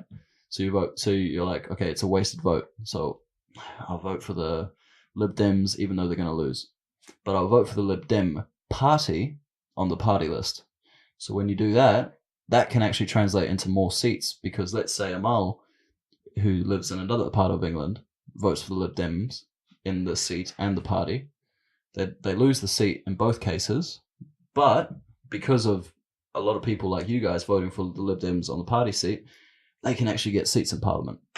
So after all that explanation, hopefully I haven't lost you guys. But basically, in New Zealand, we had so it moved away from a first past the post system. So you had to get a total majority of 61 seats. And in New Zealand, the National Party, the ruling government had 60 seats. So they were 1 seat short from forming a majority. Good memory, man. How do you remember all these numbers? Yeah, I have to, man. Politics, Yeah. political student. And the Labour Party didn't get that much percent of the vote from all the voters. But But you study law, right? Politics. I wanted to study law, Oh. but yeah. I like the way you're studying politics. We go hand in hand, journalism. Yeah. Oh, politics, absolutely, man. and media, yeah. It's really interesting. And so basically, the Labour Party didn't get enough seats. They actually got less seats than the opposition, but they were able to form a coalition with other parties, and that pissed off a lot of people, because it was like everyone didn't vote for them, and they're fucking the government. What the hell, It's like Theresa May. How the hell does she become right? prime minister? Yeah, exactly. But I think a lot of people are starting to get onto her side now because of how she handled the terrorist attack. Because you saw her weeping, wearing I think the hijab is the hijab. Right? headscarf. Yeah. I always forget the niqab is the fully covered face. One, Yeah, right? yeah. But the hijab is the normal. It's optional, completely optional. Some Right. people think it's compulsory. Some Muslims even think it's compulsory, but I don't believe in the hijab. Yeah. I also don't believe in banning it. I feel like people can wear what they want. Yeah. But I personally don't believe that hijab is a religious obligation. But if you want to wear it. Go by all means. Exactly. I think it's a choice. It's just it's like the abortion law. Yeah. France has done that stupid law. Oh, no, we do not allow for niqab or hijab. We ban it all. What the hell is that about? How is that that's gonna make you're putting an entire minority against you? Did that actually happen though? Did they ban it? I think they did. Didn't they? Did they ban it? Where? In France, the Macron government, didn't they? Or they? I think Macron would never do that. I think there was a ban. Oh, that was Sarkozy, I think, the old prime minister, the one before Hollande. Okay, right. I think, I'm not sure. Yeah. There's no way they banned it, because how would the Muslim woman go out?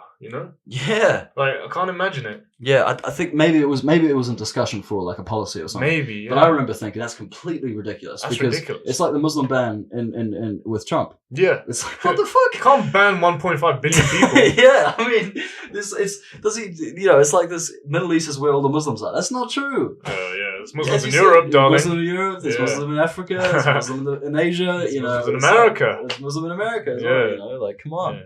Yeah. So we're just having a quick look about this That's fine. hijab, niqab Yeah. ban. But I remember thinking that's ridiculous, because if you're going to ban something, you're just as bad as the extremists. Yeah, you're no different, mate. Yeah. But he didn't really ban all Muslims. He just banned certain countries. And Iraq was one of them, but then he took it off the list for some reason. So I was able to go to America in 2017. Luckily, but yeah. Yeah, that's ridiculous. Trump is weird. I don't really know what to think of him, I really don't know. Yeah, that's a big conversation to get into. Yeah, Trump is, oh my god. Yeah. It confuses me. I'm not really sure who or what he is. His response to the massacre in Christchurch was the terrorist attack as well. Terrorist massacre attack in Christchurch was pretty below par. It was very similar to the Charlottesville rally, by the Nazis, where he said there were people on both sides. There were people on both sides. There were good people on both sides. It was like, no, there's Nazis. Yeah. And then there are people who oppose Nazis. Yeah. So if you're saying there are good Nazis and there are good people that oppose Nazis, you're equating the same thing, and that's not the right thing to do. Yeah. The same thing he was saying with, he was like, there was a terrible attack in New Zealand by this crazy guy who went into the mosque and shot him. And it was like, okay, that's true. I don't hear him saying that about a terrorist attack being committed by a extreme Muslim. What did he say about the Christchurch massacre? Basically that the Christchurch massacre was committed by some crazy white guy who should be totally condemned, and it's just a very bad thing. Well, as long as he condemned it, I'm fine. But I think he should have used the word terrorist instead. Right. Yeah. Exactly. That was my big issue. Yeah. Because when it comes to a Muslim terrorist attack, Yeah. it's, whoa, you got to stop these Muslims. Damn Muslims. Oh my God, the Yeah. Quran is preaches hate. The Quran is just the Quran, man. Yeah. Religion is just that. There's no such thing as a religion of peace or a religion of hate. It's just a religion. It's just religion. It's what you interpret it to be and how you practice it. It's a way of life. Exactly. And so, here we go. So under a decree by the French Prime Minister, François Fillon, women are banned from wearing the niqab in any public place. Under the first ban of its kind in Europe, face veils are outlawed virtually anywhere outside women's homes except when worshipping in a religious place or traveling as a passenger in a car. So that was in 2011. Has that been preserved, or Has it been implemented?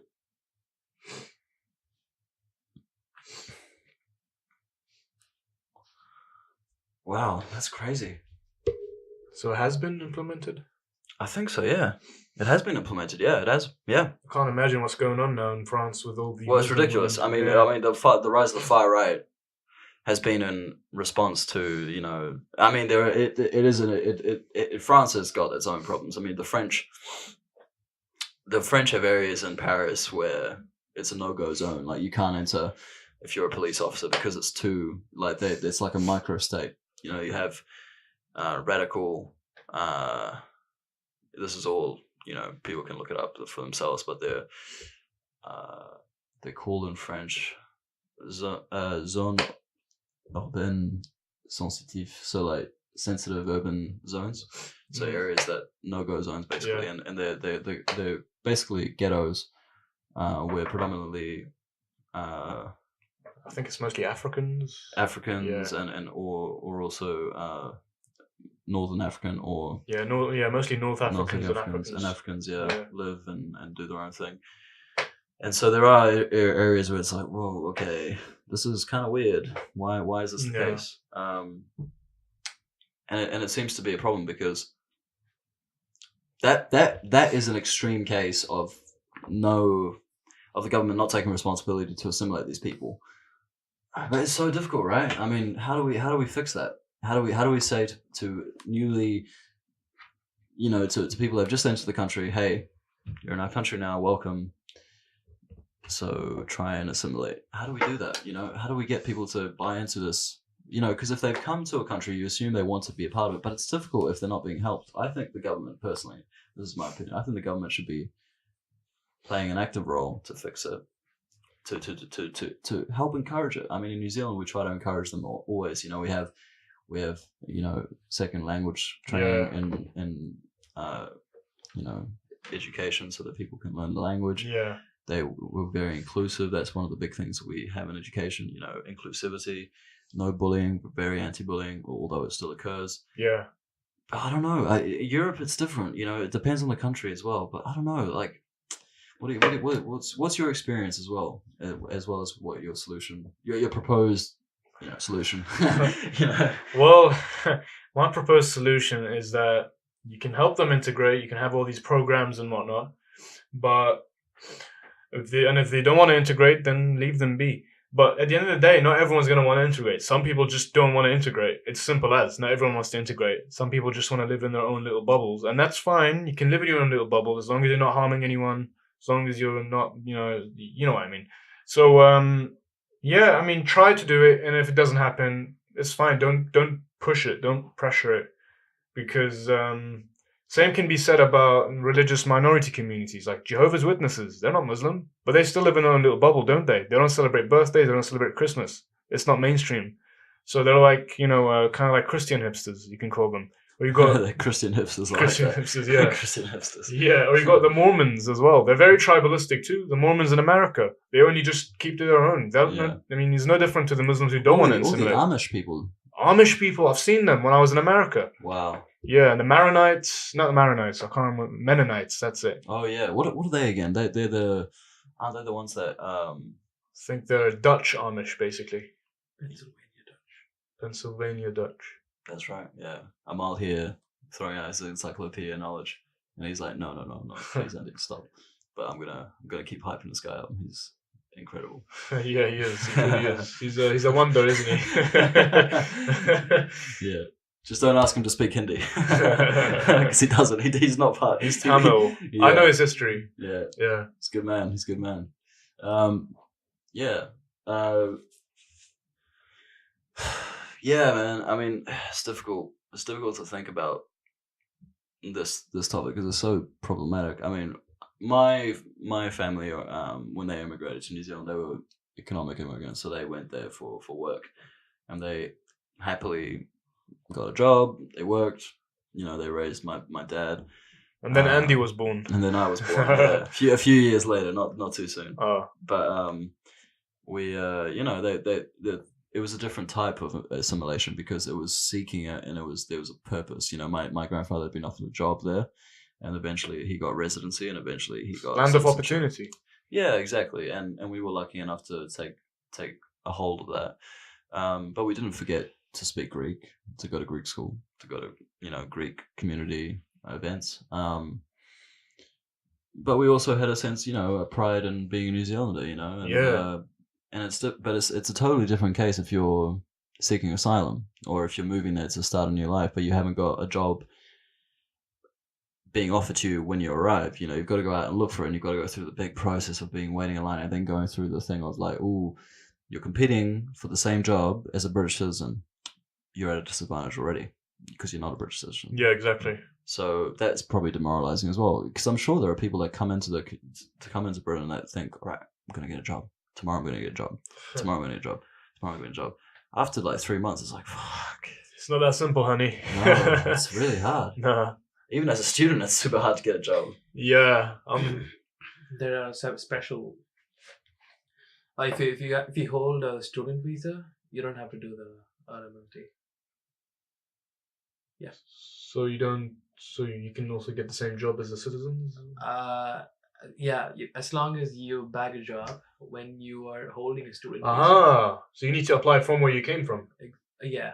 Wait, come here and say that. Amal's dropping some truth again. Come here. People need to hear this. Yeah, come on. Yeah, I just said it, man. I can post it up and yeah. No. So tell me and I'll just relay it. Yeah, if you hold a student visa and you're looking for a job, being a foreigner here in the UK, the resident labor market test is discounted. You don't have to do that. Right. Okay. So if you're a student, you can actually before your student visa gets expired, you can actually get a job and avoid having the limitations of the resident labor market test. Labor market test, precisely. Right. Okay. So you're actually at an advantage if you're a student, but not if you're an immigrant. That's the big thing. Yeah. Yeah. Wow. That's interesting. Mm-hmm.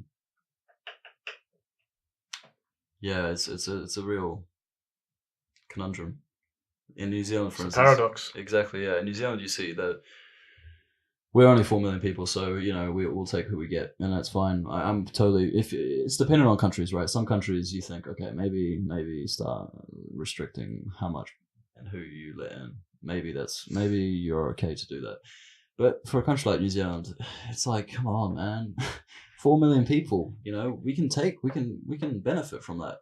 You know, as you said, like in South Korea, for instance, the big problem there in their country is that they have a large majority of their population are aging, right? And so a lot of the younger generations are all highly skilled in engineering, in economics, and all that. They don't know anything about being a cleaner, being the trash man. Yeah, the rubbish guy. They're all fairly well off. Exactly. So who's going to do all the bad jobs for a country, for like an Asian country, right? They're very homogenous. That's very homogenous. Are they going to let in immigrants, or are some people who are less well off going to have to take over? When that it's a very affluent society, it's a big issue, and obviously there are going to be heavy changes in the future. that are going to continue as they have been in the last decade. But I don't know, man. I think the ISIS and the terrorist attack in New Zealand is just a symptom of just the globalized world and not managing it well. That's a very simplistic way to think about it, but I think it is more or less to do with that, because if you're not going to have proper dialogue between cultures, because I think a lot of what globalization, the way that we see it, is very economic. It's very focused on the economy, very focused on profits. Many would say that the Iraqi invasion was based on the oil. Oh, oil, let's go, let's get inside. I wouldn't even be surprised.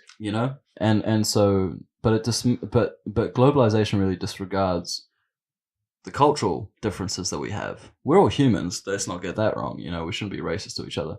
But there are cultural differences between us, and the cultural differences may actually be very similar, but they can also be fundamentally different in many ways, especially if you're believing in a religion that, let's say, I'm just making this up right now, but let's say a religion believes that, you've got to, when you're 15, you've got to jump out a 5-story window to prove that you're a man or something like that.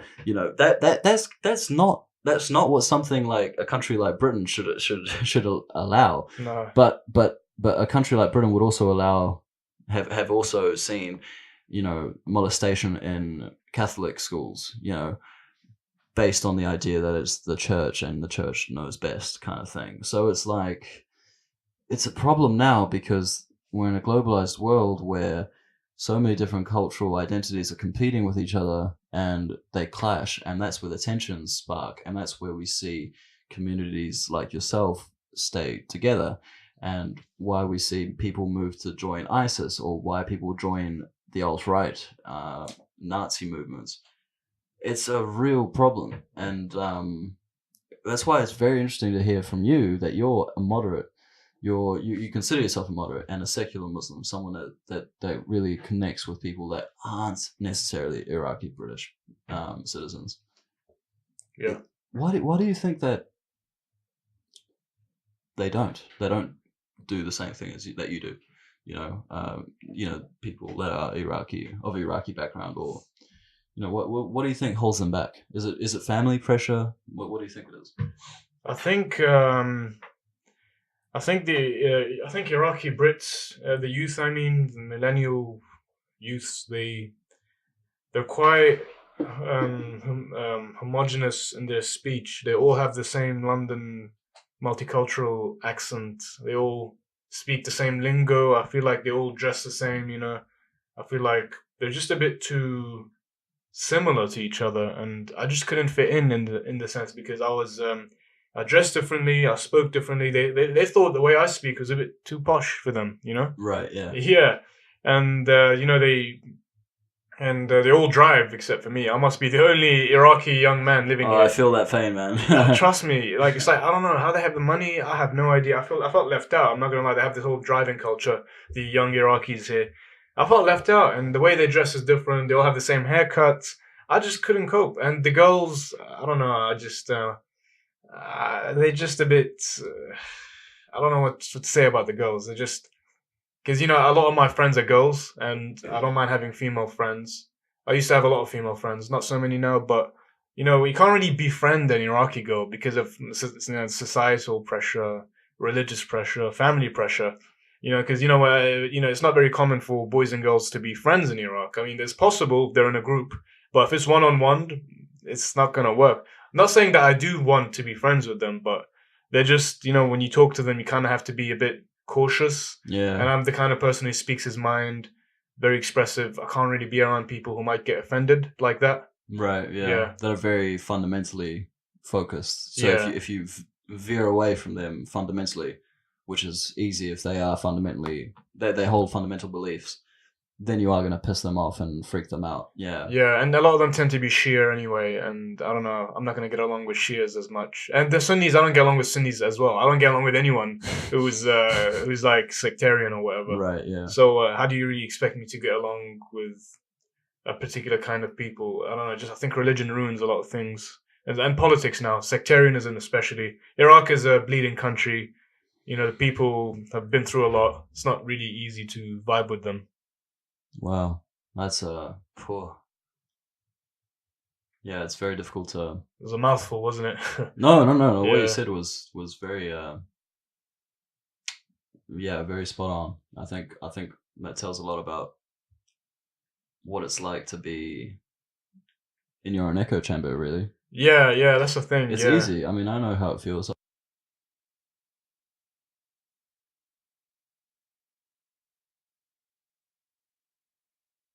I used to be young once, and I used to think I was Greek. You know, I was Greek. I was 100% Greek. I hung out with Greek people. Whenever I saw a Greek person, I would always, Well, talk say to them. Yasu. Yeah, exactly. I'd always be with them. I'd listen to Greek music. I was just, I just thought I was Greek, and I thought, I'll dress like them. I'll dress like that. I did that for a year, and then I was in Greece the year after, and I was like, you know what? I don't feel Greek. They don't look at me like a Greek. They look at me like a person that speaks Greek, person who has a Greek name. But they look at me and they think, oh yeah, this guy's from New Zealand. But did you have any chemistry with the Greek people? Yeah, I did. But it was shallow. It wasn't on the level of someone that had lived there. I feel like if I had lived there for a decent amount of my life, I would have been able to connect with them. But it was definitely not on the it was on the level of a visitor and a local, rather than a local and a local, if that makes sense. But you eventually realize, well, I'm not really a Greek. I'm actually a New Zealander. And so when I went to New Zealand, the same thing. Oh, I'm a Kiwi. But then people were like, where are you from, though? It's like, what? I'm a Kiwi. It's like, what? Yeah. Well, where's that name from? Oh, it's Greek. And it's like, oh, you're a Greek New Zealander. It's like, oh, yeah, okay. Didn't know there was a difference, but all right. It's not a difference. And because, exactly. It's a nationality. Exactly. And then you get this whole thing of like, shit, who am I as a person? Who do I vibe with the most? Yeah. Who do you're trying to find yourself, and then you meet other Greek New Zealanders, which is for me awesome. I've lived all my life in Europe, and it's like Greek New Zealander, just like me. And they all pride themselves on their cultural identity, even if they don't speak it. They don't. A lot of them don't speak Greek. A lot of them haven't even been to Greece as much as I have, but they're so proud of their cultural identity because it's something that binds them all together. It's like, yeah, for once we can be different. We can be different from the rest. Yeah, it gives you that sense of like entitlement, that sense of togetherness, and that's something really cool. But in the scheme of things, if you're looking at it from a distance, you're like, oh, there's no point to that. There's no point to that. Like, it's cool, but there's no point. I enjoy it. I think it's really cool. It's like, yeah, I'm in Greece, in Miramar, New Zealand. This is kind of cool. But then it's like. But then trying to explain it to a white New Zealander, what's going on, it takes a lot, Do you identify as white? So good question. I identify as a Greek New Zealander. So Who's also half Colombian. Does that mean you're half brown? I'm confused. Yeah, man. Are Greeks white? I don't even know. yeah. It's kept me up at night. Then again, what is even white? Right? Because I have no idea. Because I've seen Greeks who look like me. A lot of them think I'm Greek as well. Yeah, it's weird. yeah, I went to the Cypriot Greek festival. They all thought I was Greek. They're speaking to me in Greek. Yeah. They all look like me as well. So I'm like, wait, what? Yeah, and then there are Greeks that are like some girls are blonde. Yeah, there's and blonde blue Greeks. eyes and pale skin, and it's like, what? I don't think there's a Greek ethnicity. People say there is. I don't think there is, but I definitely don't look Greek. A lot of people when I go to Greece don't look at me and they're like, spell to me in English, and then they're totally appalled. They probably think of you as a gringo or something. Yeah, exactly. They do, and then they're totally appalled by themselves when they realize that I speak fluent Greek, and they're like, "Whoa, what the hell? Oh my god, I'm so sorry," and it's actually nice. I got used to it now. I used to get really offended. I was like, "Oh my god, how dare you? I speak Greek perfectly fine, thank you very much." But now I take it like on the chin. I enjoy that. I like to surprise them. Yeah, shock factor is always good. It's always good. Yeah. But to answer your question, I simplify it now. Based on what I speak and where I've been the most, and that's Greece and New Zealand. So I say I'm a Greek New Zealander. New Zealand's, I haven't lived there as much as I would like to imagine. But it's a great country, and it stands for values. It has values that I stand with. Well, Greece or New wholeheartedly. Zealand? New Zealand. New Zealand, yeah. Greece. The cultural identity is where I fit most. New Zealand doesn't really have that as much. I could definitely consider myself an Anglo-Saxon because on my mum's side, they were Anglo-Saxons. Wait, is your mum Colombian? My mum's father is Colombian. Okay. But her mother is Anglo-Saxon New Zealander. So okay. her family came through with the colonial times. So I could definitely say I'm an Anglo-Saxon as well. Yeah. But I never really vibe with that. I don't know if that chemistry there. It's not really there for me. I'm always more with, people that are more ethnic. I consider myself ethnic. Really? Know. Yeah. I saw your brother. He looks Greek. He looks Greek and Colombian. He looks Greek and Colombian. Yeah, right. When I say I feel ethnic, it doesn't make any sense because I look Anglo-Saxon as hell. Yeah, you look so right. Yeah. But the fact that I speak an Eastern European language, the fact that I understand the culture well, and I do consider myself culturally ethnic, not physically, obviously. Believe it or not, Greek culture is not that different from Mesopotamian culture. Exactly. That's why I always find it really interesting the similarities. Yeah. Like, do you guys eat? I don't know if you guys eat. I know the Iranians eat it. Baklava. Oh yeah, we eat that as well. Yeah. Do you guys have like Turkish coffee or Iraqi coffee? Yeah. We got that. So we call it Greek coffee, but I'm sure you guys call it Iraqi coffee. We call it Iraqi coffee. Yeah. Even though it came from Turkey, Yeah. or maybe we gave it to them. Yeah. We like to think we gave it to them as well. Yeah. But you see, it's just the comparison. It's all that's the thing. We have all these cultural differences, but we actually have a lot of similarities as well. And it's difficult to think.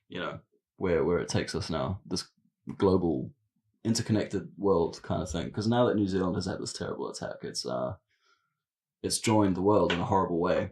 It's actually, I hope, it's difficult to properly articulate, but I hope that New Zealanders now have had this awakening of, oh shit, we're part of the global world now. We're part of the world.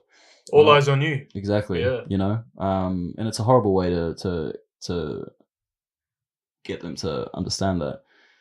And a lot of them will probably just go back to their daily lives and focus on what's going on in Wanganui, North New Zealand, or what's going on in Bluff, South Island, New Zealand. Rather than what's going on in China, what's going on in there. But I hope that there's a change there mentally, and how we and actually sit down and have this discussion about the far right. I think it's a big issue right now, and it's definitely on the rise. But I think the Prime Minister's handled that very well. When you first heard her speech, what did you make it? I know you really respect her and everything, but was there anything that you were surprised by particularly? Well, I was surprised that she would wear the headscarf for starters, but I just think it was a good unifying speech. I think it's what the country needed, and she delivered, and that's what matters, really. But I think there's a bit of a misunderstanding about far right, because believe it or not, the Nazis were the actual Nazis, not these whatever they are. The actual Nazis were actually allied with the Muslims during World War II. Really? Believe it or not, yes.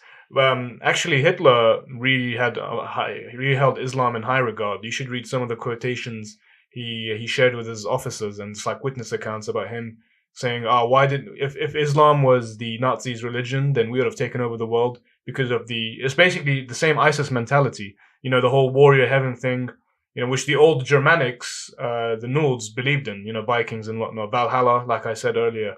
That makes sense, actually. Yeah. Yeah. So Hitler actually had Islam in high regard, and they were even allied with the Bosnian Muslims in Europe. They had like a Bosnian fighters, and obviously Hitler was anti-Jewish, not Semitic, because if I say anti-Semitic, it means anti-Arab and everything else. So I just say he was anti-Jewish, and so are the Arabs. The Arabs are also anti-Jewish. So there was this Arab battalion in the Middle East, and called the Free Arabian or something. It was like Nazi Arabs, basically.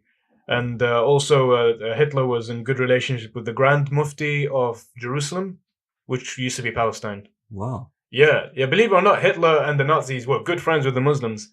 So Yeah, so it's kind of confusing with the modern Nazis, you know. Yeah, that's really It's ironic, isn't ironic. Yeah. So all those Nazis out there, you're doing it wrong. it? Yeah, Jesus Christ. yeah. Well, man, it's been a real pleasure having you on. This has been my discussion with Omeed Al-Omary. Thank you very much. No worries. This has been Smokers Lounge. Be sure to check out our website at bswink.com.